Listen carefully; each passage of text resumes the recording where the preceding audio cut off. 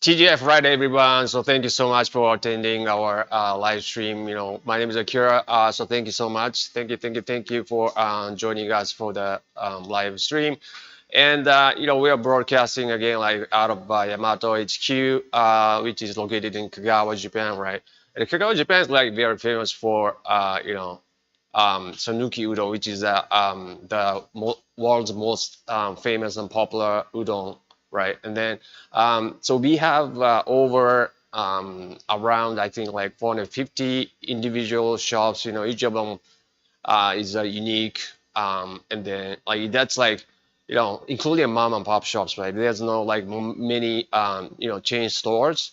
So I think it'll be like really great experience for you guys to like come visit us in Kagawa, right? Then you even have like a taxi that's dedicated to the tour of udon shops. Like it will probably take you to 6 to 7 shops a day, right?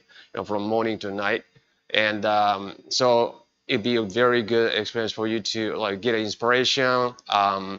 And then of course like visit us at Yamato HQ where you can enjoy the I think the very best udon noodles that you'll ever have ever in your life, right? So but please consider coming to Japan, and then it's a very good season now. Come try to come to Japan like before August, right? I mean, August, like you don't want to be in Japan.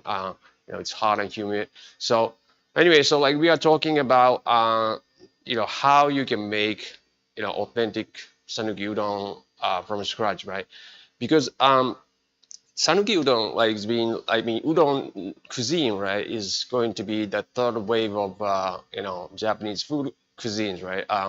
First, like, when you think about Japanese food, like, the first thing that comes to your mind, like maybe, sushi, right? But like, second one, maybe ramen. And then, udon is going to be the third wave, that we predict, we're predicting, right? So, as a proof, like we've been getting a lot of inquiries from our prospects, right, across the world, especially from United States and Europe. So um, I think in 3 or 5 years, I think the udon is going to be as big as ramen, right?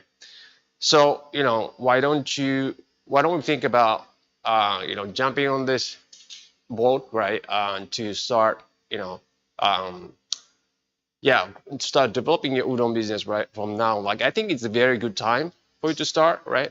2024. Then you can slowly, scale up your udon empire, right? From now. So what we're gonna do today is that like we are going to, walk you through like how you can make your, authentic udon from scratch, right? Using our Shinuchi machine, like it's an all-in-one machine that's the best-selling udon machine in the world for sure. The all-in-one, and then thanks to udon shops like Amalgame Udon, this machine's been like well flying to like all over the place in the world, right? So it's an all-in-one machine, and then we're going to use each of the units that this machine has for you to be able like make authentic udon noodles from scratch, right? So it's got a mixer.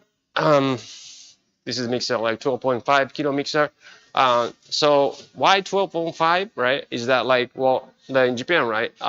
One bag of flour is 25 kilo, right? So just exactly half of it is 12.5. So that's the maximum capacity of this mixer.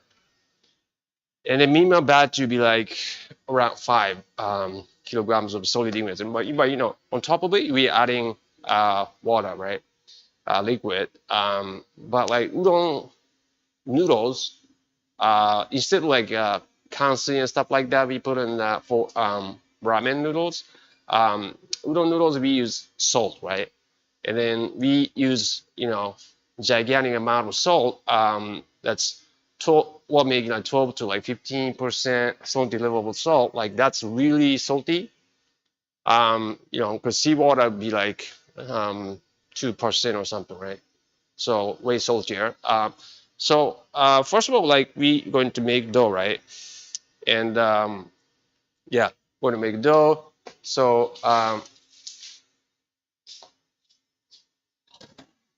so we have me here to show us how you can make authentic udon noodles from scratch in Shinuchi.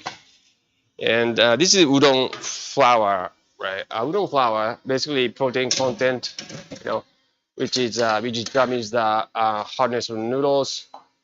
It's 7 to 9% protein content, and then so we start the mixer, right? Just with the solid ingredients, and then over here we are making salt water because you use a lot of salt, right? So you can't really dissolve it like all at once.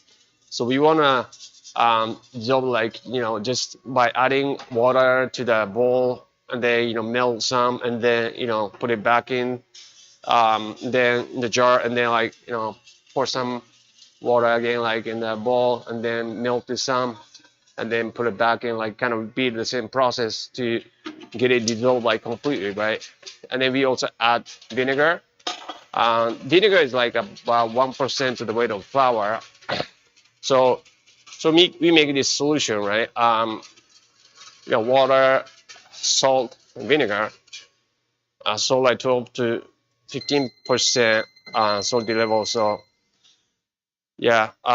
So why we put a lot of salt, right? Is that like we want to tighten the gluten, right, with this salt, much like constantly tightening the potassium carbonate, kind of like doing kind of something similar. And then we pour this water in the lid, which has these little holes, right, that allows the this liquid to be added to the flour, right, a little by little. And so we you can prepare this dough right in advance because after mixing we need to rest it for 2 hours at 28 degrees Celsius. So yeah, we prepare this dough in advance, right? So now it's like kind of kind of chunks of dough, kind of crumbles dough. Then we want to walk it, right? We want to walk it like with this press unit. Um, in Kagawa and like other places, right? I mean, people still walk the dough, right? Udon dough by stepping on them, right? Stepping on them with their feet. Of course, they have like protective sheet and stuff over the dough, but it looks easy, but like it's a actually very high labor intensive work, right? Because you have to be stepping on it like for 40 minutes to an hour, and then you be sweating by the time it's done, right? So it's a lot of work. Then yeah, so we did that, and then we want to fold it, right? So that like entire area of the dough gets pressed, walked. So imagine this process is like kind of kind of equivalent to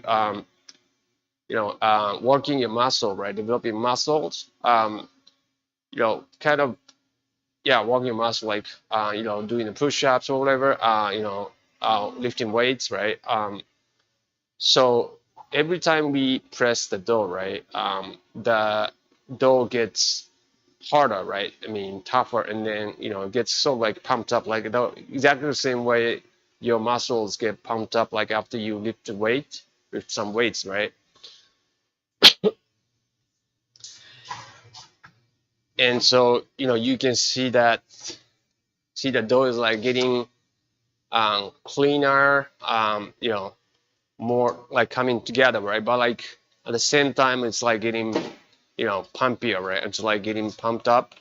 So it's more like stretchy and then like bouncy, but like at the same time, like it's very pumpy.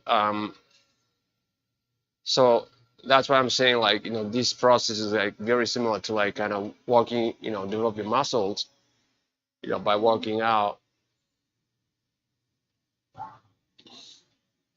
So depending on the um, being dough, right, hydration level, like flour, we do this process like 3 to 5 times, and this is the third time, right? This is the after the third time, right? Yeah, and you notice like how it's getting cleaner, and then getting like tougher, right? It's getting like um, pumped up, and so like see like maybe it's kind of struggling to like kind of fold it, right? Because it's very bouncy, and then getting getting tougher. So yeah, so it's like we're developing muscles, and so this is basically contributing to the you know eventually noodle texture, right? All these like gluten development. So this is the fourth time,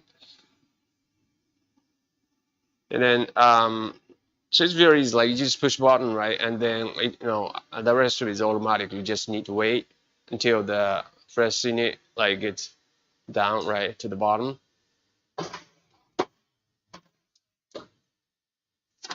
So after fourth time,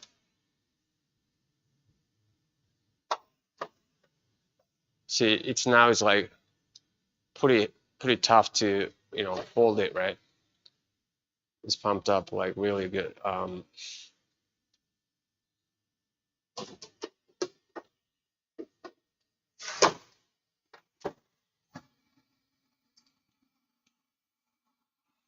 Yeah, so this is the fifth time, like so that's gonna be the last round of pressing.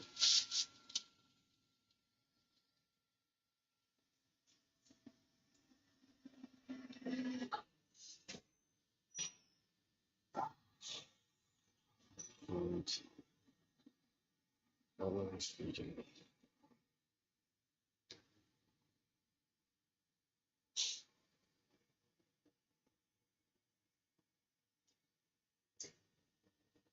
yeah, so it's done, right? And then so yeah, pressing process is like is vital, like time like when it comes to like making like really awesome noodles, right? It's vital. So you can't like skip it. And then after that, right? See, it's a beautiful looking dough, right? And then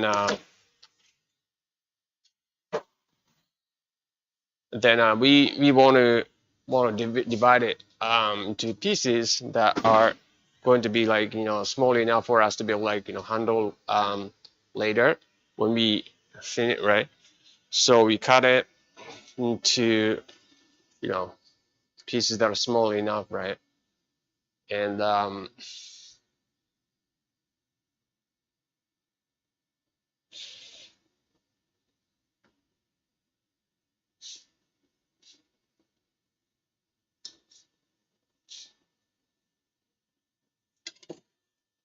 yeah, see the you want to see the cut surface, right? See the cut surface, and then gives up the you know all the foldings we did, right? There's like layers, beautiful layers, and then these layers will translate into like very nice udon noodle textures. So that's why you need to fold them like many times. So these layers are going to be into the I mean yeah into the like noodles, right? Noodle strands. So each noodle strand has like these layers, which which brings out like a really good chewy kind of complex texture that many people love. So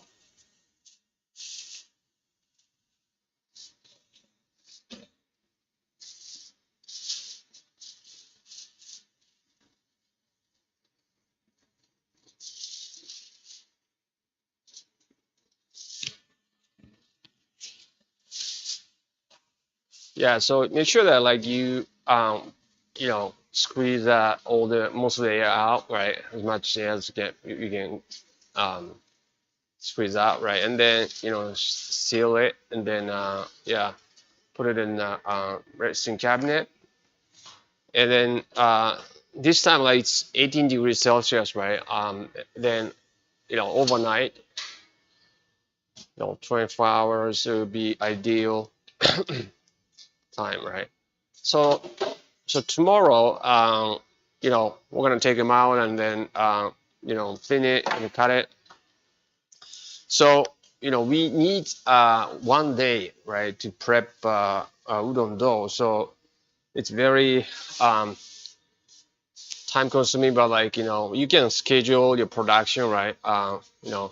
Just assume that you need a 1 day, so like you can schedule it in advance, right? So that's a production schedule that you need 1 day to prep the dough, and then you know so but these pieces of dough are too big for us to put it into the roller, right? So we want to first flatten them, right? Flatten them using this press machine, but like because they are very wet dough, right? So we want to make sure like we have like enough dusting powder, right? So that like when we press them, they don't become just one dough. You know they're gonna stay separate. Gonna stay separated, right?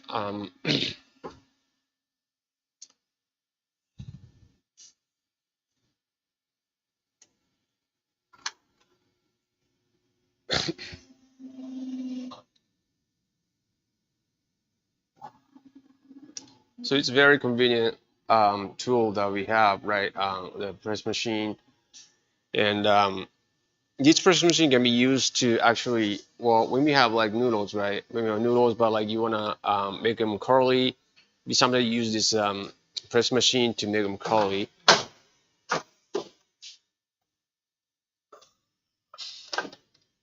Okay, see, like you know, almost, yeah, almost became one dough, but like so dough is like very wet, so we want to make sure that like it's well dusted all the time, and then so we're gonna start thinning, right? And then so first like we start with like very thick roller gap, right? Very big roller gap, and then you notice that like well, maybe it's like inserting the dough like in a different from different directions, and this way like we are kind of working the dough again, right? At different directions, so that like this dough is like getting stronger, you know at when pulled like at different directions, um, this dough is still strong, right?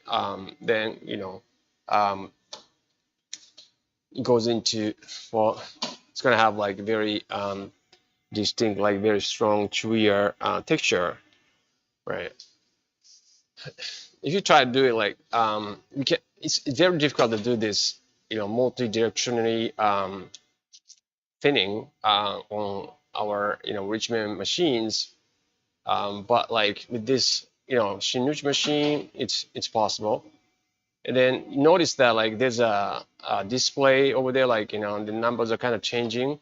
Um, that's like thickness measurement. Like, that's showing the thickness of the noodle, right? And there's a sensor that's measuring the thickness of the dough being thin, right?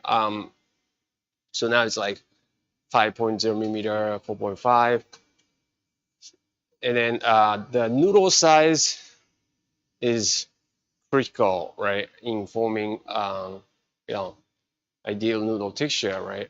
So for Sanuki udon, the ideal noodle texture would be I mean, the noodle size would be like 3 millimeter in thickness and 5 millimeter in width. It's rectangular shape, but like yeah, 6.9. So the kind of center, we always measure the center part because like the dough like around the edges is like usually thinner, right? So um, yeah, so a noodle size is very important. Like 3 by 5 is like an ideal. And then although it's like rectangular shape, right? But when cooked in the noodle, when cooked, they become square. And so for cutting, right? So the knife is kind of going up and down, right? But and then the dough is kind of going to the cutter, getting turned into the noodle strands. Then you can control the width by changing the speed of the conveyor. It's very easy to do it. And then so there's another function that's collecting the noodle dough, noodle strands, right? This tray is moving side to side, collecting the noodle strands, and then yeah, when we pull out this tray, um, the noodles like lined up nicely. So this is another kind of unit function that Synergy has.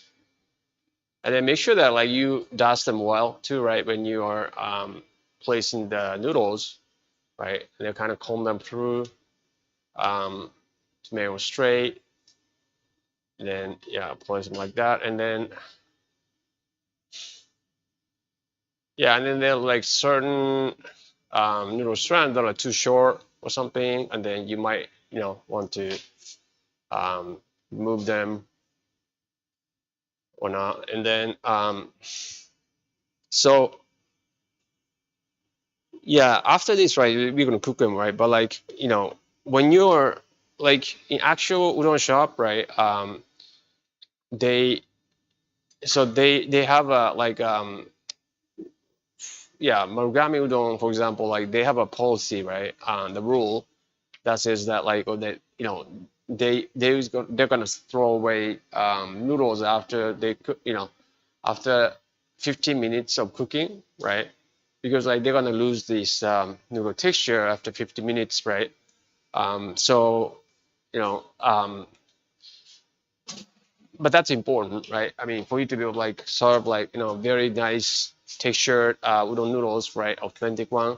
You want to have like this kind of policy rule that like after cook the noodles, there's a certain period of time, like 15 minutes is I think is very good um, yeah time that you want to have like as a threshold of like serving excellent noodles. So yeah, um, so I guess like Shinuji machines like it's been like best selling noodle machine, yeah, udon machine in the world, and then um, so typical like if you're starting udon shop, right? So you start off like using this one like whole unit of Shinuji machine, right? But eventually like you're gonna have like multiple locations, right? And then so what happens is that like it's gonna be like kind of um, you know pretty hard to have like just a one whole machine, and then so it takes up space, and then yeah, so like the way we recommend for you to do, right? I mean, when you are scaling up, right, from like going from like maybe one to 3 to 5 to 10 locations, you may want to have like a central kitchen where you make everything like broth, right, and then dough. Then so you want to have like this bottom unit, right, mixer and the press machine, and then maybe resting cabinet, right, at your well probably bigger bigger capacity mixer and then press machine, right, and then you make dough there, right, and then you're gonna um, yeah, send it to your outlet, right, where you have this, upper unit, right, upper unit from here, right. Then you're gonna have like a resting cabinet, maybe in the shape of like maybe the kind of cold table kind of, and then you can mount this like upper unit on that, and then so what you do is that like you just thin it, right, and then cut it, and then cook them and serve them. So this way, like you can serve and maintain the best quality udon noodles, right? But you can still scale. Uh, and then you're because you're controlling the quality, one central location, like where that's your central kitchen, right? Because the dough, right, and then I think the prep of the dough is like kind of critical part of like uh, that affects the quality of the udon noodles. So you know if you can control the quality of udon noodles like at one location, and then all these like outlets like because they have different people, different skill, different skill levels, right? So it's very hard to like kind of maintain the quality of the udon noodles, right? So, but if we're making dough like at the one central location, and they're like distributing to them to like different outlets, right?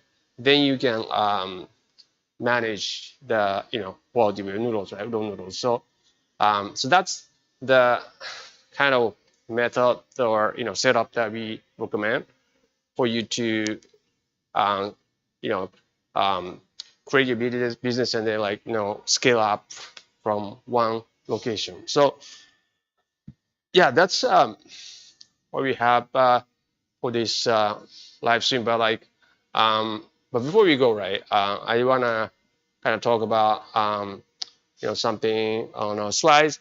Because doing this kind of watching this kind of live stream is great, but like there are some things that we cannot let you guys experience, which is that like for example, like we made these noodles, right? But like we're gonna be able to like cook these noodles and then let you guys try, and then but we can't do it like on live stream. You can smell, you can taste, right? You can feel the dough. So it's very important for you to, I think, come to this sort of, yeah, I mean, our, Yamaha HQ, and then, for those before watching from the United States, right, we have a showroom in Houston, Texas, and then we happen to have, this special workshop coming up on next week, right, 22nd, 23rd. It's just $60 per attendees. Like it's a steal for what you can get out of this special workshop. You can get to learn, what you how you're gonna be able to like make a variety of noodles from scratch, right? Then of course like you can try that freshly made noodles, right? And June 19th and 20th, right, next month, like we have a special guest like coming to our event, like Mr. Hattori. He's a successful ramen chef who happens to be also like a graduate of our ramen school, right? He runs like 4 different ramen brands in Nagoya, Japan, right? So he survived through COVID. That's a proof that like he has something that other guys don't have, right? So we are very fortunate to have him as a guest speaker at the this special workshop in Houston, Texas, on June 19th and 20th, right? So we have page set up for special workshop in May and next week, and a special workshop in June, right? So please get your seat before we run out, right? We only have like a limited number of seats, right? So please sign up for it before we run out. And then for those people who are watching from Europe, right? We have exact same thing going on like in Amsterdam, Netherlands, and then but we have a special workshop in on May 7th, 27th, sorry, 27th. and it's just 50 euros per tin. It's like it's a steal, right? And then again, right? So June 10th and 11th, we have another ramen chef coming from Japan, right? He's a successful um, ramen chef, right? With the um, you know equivalent of Yelp. Like we have a platform in Japan that where people share their own opinions about like restaurants that they went to, right? And then it's like a kind of equivalent to Yelp.com. But anyway, so this his ramen shop, like he run it in Tokyo for like 4 or 5 years, got like very high score, like 3.9, right? Which puts his ramen shop in like probably like top 30 or 50, in Tokyo. What like that's the most competitive place for ramen shops to survive, right? So that's very so you're gonna have him like for as a guest speaker, and then we can ask him a lot of questions. He's also like COVID survivor, so like you know uh, and he can probably show us like some of his ramen dishes, right? How he makes it. And then lastly, right? So we have some special content deal going on this month. And then especially for those of you watching in the United States, maybe interested in Yamato noodle machines. So, we manufacture all our machines in here, right, in Kagawa and Japan, right, and then we, ship them, to all over the world from here, right, and then it's very expensive to ship them like, individually, right, to each individual customers.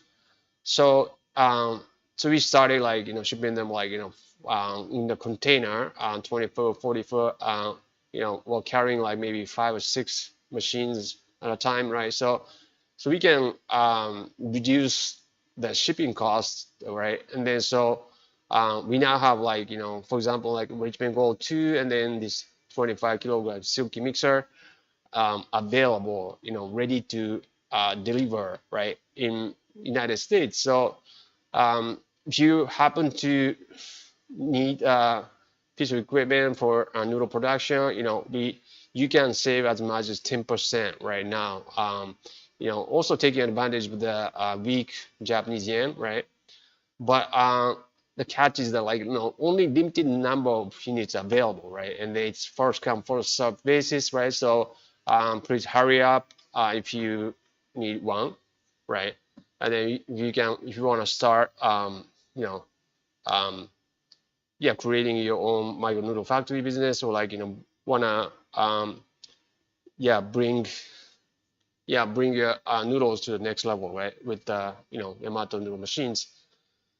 So yeah, that's what we had for today in this live stream. But like um, but udon is we are sure, pretty sure, very confident that like that third wave of Japanese cuisine, right? Japanese food, for sure, right? So please think about it, right? And it's very easy. I mean, if you use like Shimuchi machine, right? It's very easy to make your own authentic udon, right, from scratch, right? Which not a lot of people have access to, right? So it's kind of a niche market right now for you to kind of pursue, and then what's sure that like it's going to be big, right? So in your town, maybe like there may be like udon specialty shop, like maybe 5 or 6 of them, right? So before that happens, let's capture this chance to start your own udon empire, right? And then we are here to help you achieve that, right? So really think about it, and then if you have any questions, we'll be like more than happy to answer your questions and help you out with all the challenges you're having, right? In building your udon empire. So then also like please think about coming to Japan, right? It's yeah, it's been like really nice weather, right? May, June. So please think about it, and then please think about coming to our showroom in Houston, Texas, Amsterdam, and then now we have a showroom in Bangkok, Thailand. So please think about it. All right, so thank you so much. If you haven't already, please subscribe to the channel. If you like this kind of content, please hit the like button so that you won't miss any of the content we are putting out. So um, yeah, next week, like, we are doing something we don't know yet. So if you have something you want to learn, right, interested in learning, please send us some emails, and then we'd be happy to do that on another live stream. So please consider it. So thank you for watching our live stream today, right? And then we hope to have see you back in the next live stream or workshop, right? And then and a happy Friday to you guys. So thank you, bye. Thank you very much. Bye bye.